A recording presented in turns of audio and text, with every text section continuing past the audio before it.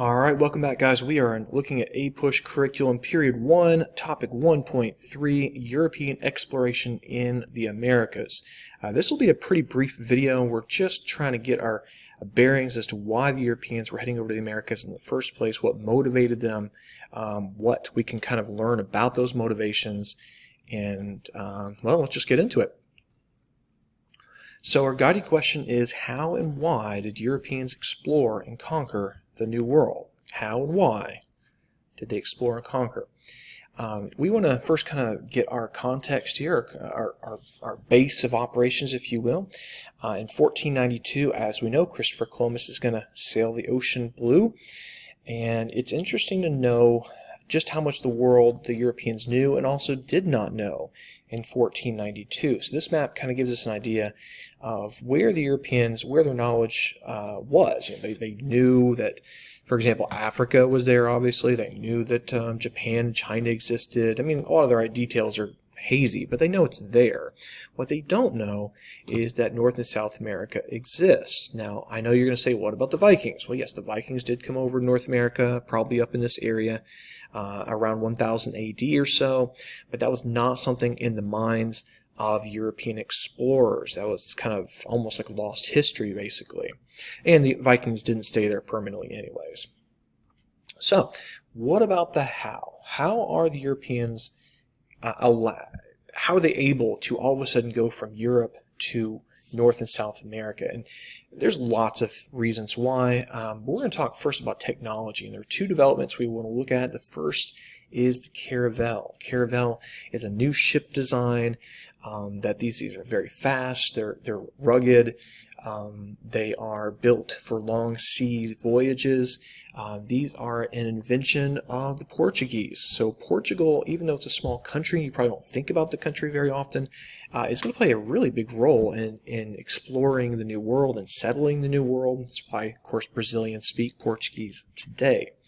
I will note that the caravel, despite the fact that they're going long distances across the sea, they're very small ships. If you've ever seen one, like a replica in real life, they are surprisingly small to be taken across a vast ocean like the Atlantic Ocean. Our second development is the astrolabe. Now, the astrolabe is a navigation device. It's not a compass.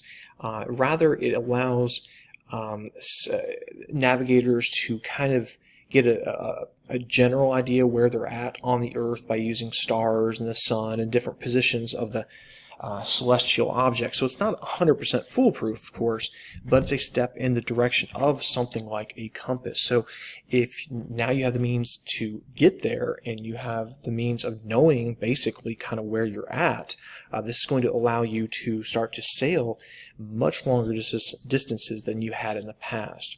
I mentioned the Portuguese a moment ago. They're kind of hopping down the west coast of Africa, leapfrogging their way across this, eventually going around the Cape of Good Hope all the way to India. Vasco da Gama, the first European to make it all the way to India. So again, Europeans, they have experience going long distances, but how does that get us to North America?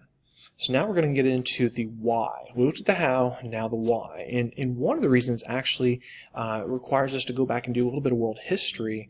I know you've learned about the Crusades before, these so-called holy wars of European powers to try to basically rid this area we would call the Holy Land of Muslim control.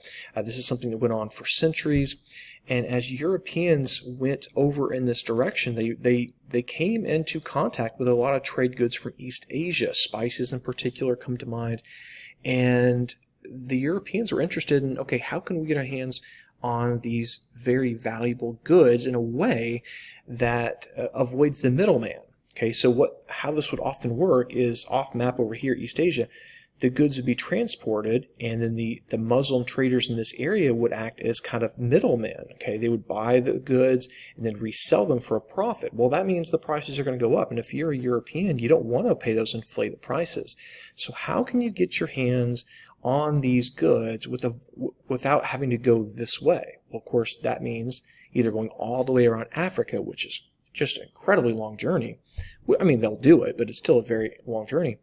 Maybe you could go this way and simply go around the Earth, because the Earth, this was common knowledge that the Earth was round. This idea of they thought they're going to fall off the Earth because they believed in flat Earth stuff, that's largely mythical.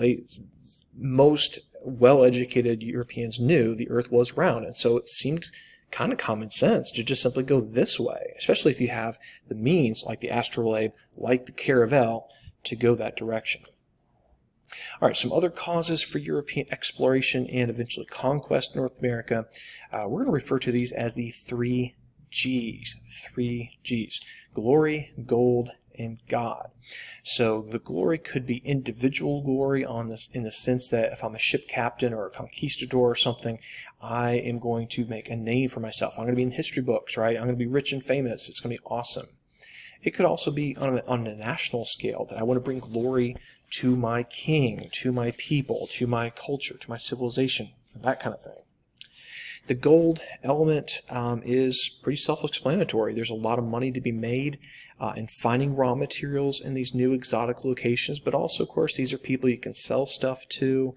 You can find your way to Africa and get your hands on those goods, or Asia and those goods more cheaply. So there's a lot of money to be made in these ventures. And final element, the third G, would be God.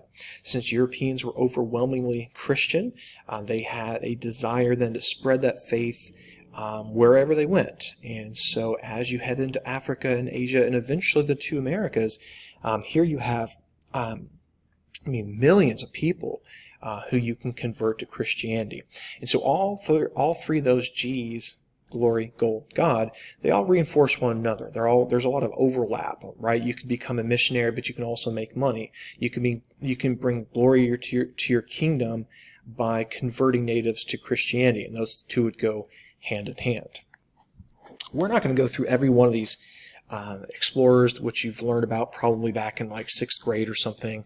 There's lots of names we could look at, but the point is, by the early 1500s, mid 1500s, Europeans are crisscrossing the Atlantic extensively, and their knowledge of the 2 continents, North and South America, is growing with every passing year. There is one explorer, however, I thought we might mention. It's not Christopher Columbus, actually. It is Amerigo Vespucci, who was an Italian explorer, and Amerigo, his first name, is where we get the name America. So there you go. So that was quick, guys, but we learned about the how and the why. So think back to the how and the why Europeans were able to get here and to conquer the New World. You can think back to the caravel, a sailing ship. You can think back to the astrolabe, which allows them to navigate.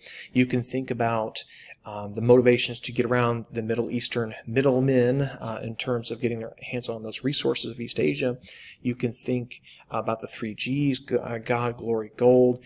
These are all factors that are kind of working together, reinforcing each other, and allowing Europeans to go to the New World, which we'll talk about more in the next video.